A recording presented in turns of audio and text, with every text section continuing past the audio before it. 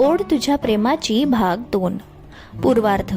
गेल्या भागात आपण पाहिले की राधा आणि ओवी कॉलेजला गेल्या होत्या। तिथे राज नावाचा मुलगा प्रोफेसर बनून सर्वांना चिडवत होता। राधाला त्याने तिचे नाव विचारले, तितक्यात मॅडम आल्या। ओवीला राग आला, तिने त्याच्या हातावर फटका मारला। राधा तिला समजावत होती। राजला राधाचा समंजसपणा भावला। आता पाहू पुढे। राधाचं गोड वागणं राजला फार आवडलं। ज्या पद्धतीने ती ओवीला शांत करत होती ते पाहून राजला राधा कशी आहे हे सहज लक्षात आलं। ओवीचा नाकावरचा राग पाहून तर त्याला हसू येत होतं। कॉलेजमधून तो बाहेर पडला। खिशात हात घालून हळूहळू पावलं पुढे टाकत चालला होता। अमोलने त्याला पाहिलं। राज, थांब जरा, अमोल म्हणाला। राज थांबला।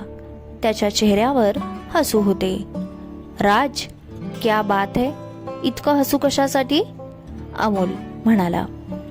काही नाही रे, ते ओवीचा राग पाहून हसू येतंय। काय भडकली माझ्यावर? ओ, तो विचार करतो आहेस, अमोल म्हणाला। आज जे केलं ते ठीक आहे, पण पुन्हा तिच्या नादाला लागू नको। डेंजर दिसते ती। तिचा अवतार पाहून मी देखील घाबरलो। ह्या मुलींचा भरोसा नसतो, कधी काय वागतील काही पत्ता नाही, अमोल म्हणाला। अमोल, तू ना खरंच जाम घाबरट आहेस। विनाकारण घाबरतो। काय करणार ती?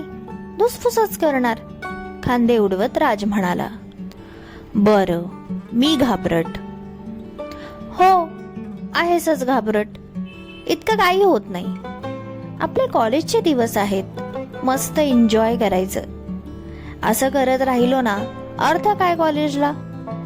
अमोल, मला ना कॉलेजच्या लाईफ मस्त जगायचं आहे। जेव्हा माझी नातवंड होतील ना, तेव्हा त्यांना माझे किस्से ऐकवायचे आहेत। राज अगदी मनापासून बोलत होता। अमोलला ते ऐकून हसू आलं। राजने त्याच्या खांद्यावर हलकेसे थोपटले। हसतोय काय? खरंच स्वप्न बघावीत आणि पूर्ण करण्यासाठी प्रयत्न देखील करावेत। राज, तुझी बात निराळी। सगळ्यांपेक्षा वेगळा विचार करणार आहेस। अगदी युनिक आहेस मित्रा। इथे अभ्यास करायचं कसं हे टेन्शन, आणि तू तुझ्या नातवंडांपर्यंत जाऊन पोचलास। तुला माहित आहे का अमोल, आपलं फ्युचर किती सुंदर असेल, कसं असेल हे सारा विचार केला ना तरी भारी वाटतं रे। मला आवडतं स्वप्नांमध्ये रमायला आणि जगायलाही। लाईफ फार अनप्रेडिक्टेबल आहे। पुढे काय होईल हे आपल्या हातात नसतं, मात्र आपलं भविष्य खूप छान असेल हा विचार मनाला नेहमीच ऊर्जा देत राहतो, नाही का? राजच्या डोळ्यात खूप स्वप्न होती। राज, ते ठीक आहे, पण आता सध्या अभ्यास देखील आहे पुढ्यात, त्याचं काय? अमोल, इतकं टेन्शन घ्यायचं नाही। Go with the flow my friend. तू ना राज एक अजब रसायन आहे। तुला कोणत्याही गोष्टीचं टेन्शन नसतं। अमोल, टेन्शन कोणाला नसतं, टेन्शन सर्वांनाच असतं। तुला काय वाटतं, मला काहीच टेन्शन नाही का? मलाही टेन्शन आहेच। मनात खूप सारे नकारात्मक विचार, त्यांच्याशी सतत भांडत असतो। पण माहित आहे का, सतत तेच जर मी डोक्यात घेतला ना तर माझा श्वास घेणं देखील मुश्किल होऊन जाईल, राज म्हणाला। अमोल राजचं असं बोलणं ऐकून चकित व्हायचा, कारण त्याला नेहमी वाटायचं राजच्या आयुष्यात काहीतरी नक्कीच घडत आहे, पण तो सांगत नाही। तो समस्येपासून दूर पळत आहे का त्याला हसत हसत सामोरे जात आहे हेच कळत नव्हतं। तितक्यात राजला समोरून राधा आणि ओवी येताना दिसल्या। राज पुन्हा मस्करीच्या मूडमध्ये आला। तो अमोलला इशारा करत म्हणाला, बघ ना, मिस फायर आणि मिस कोहली येत आहेत। अमोलला कल्पना होती हा नक्कीच आता पुन्हा काहीतरी करणार किंवा ते दोघींना काहीतरी बोलणार। अमोल त्याला खेचतच पुढे घेऊन गेला आणि म्हणाला, ए बाबा, मी तुझे हातपाय जोडतो, आता बस। आज ऑलरेडी खूप काही करून बसला आहेस। तुझ्यामुळे एक दिवस मी सुद्धा ह्या पोरींचा मार खाईन। चल लवकर। तो राजला खेचतच पुढे घेऊन जाऊ लागला। राधाची नजर राजवर गेली। तो त्या दोघींनाच पाहत होता। राधाच्या चेहऱ्यावर हास्य आले। राजची नजर राधावर गेली आणि ती देखील हसू लागली, आणि तो लिपसिंग करतच मिस फायर असे म्हणाला। अमोलने त्याची मान पकडली आणि पुढे गेली, तरी तो पुन्हा मागे वळून पाहत होता। राधाला तर स्वतःचं हसू आवरता येत नव्हतं. ओवी तिला म्हणाली, काय ग, काय झालं, कधीपासून हसते आहेस? राधा इथे तिथे पाहत म्हणाली, काही नाही ग, असंच. राधाला माहित होतं राजबद्दल बोलले तर पुन्हा चिडेल, म्हणून ती गप्प बसली. राधाला न जाणे का त्याचा अवखळपणा खूप आवडला. घरी गेली तरी तिच्या डोक्यात राजचे विचार येत होते. राधा येऊन सोफ्यावर बसली. एक ग्लास पाणी प्यायली. तिला राजचा चेहरा डोळ्यासमोर दिसत होता आणि नकळतपणे तिच्या चेहऱ्यावर हास्य येत होते. सारं काही आठवून तिला भारीच वाटत होतं. राधाला पाहून तिची आई लता म्हणाली, राधा, काय ग, आल्यापासून तुला बघते आहे, किती हसते आहेस, कॉलेजमध्ये काही झालं का? राधा म्हणाली, हो ग आई, एका मुलाने ना छान गंमत केली. ब्लॅकबोर्ड समोर येऊन उभा राहिला. आम्हाला वाटलं प्रोफेसरच आहे.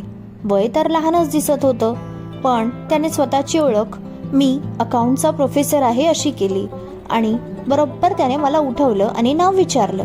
तितक्यात मॅडम आल्या. तो जाऊन स्वतःच्या जागेवर बसला. हे ऐकून लताला फार हसू आलं. काय ग, तुम्ही आजकालची पोरं बिंदास वागता, नाहीतर आम्ही बोलायला देखील घाबरायचो. मोठ्या माणसांचा आमच्या मनात वेगळाच दरारा होता. आई, हो ग, मला ना तेच विचार करून हसू येत आहे आणि जास्त करून ओवीचं वागणं मला आठवते. लता म्हणाली, ओवी, तिने काय केलं बरं?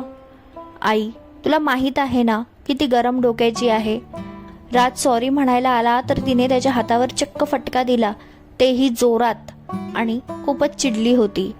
ओवी पण ना, खरंच आई, तिला ना राग जास्त आला कारण राजने मला माझं नाव विचारलं, म्हणजे प्रोफेसर बनून माझं नाव विचारलं.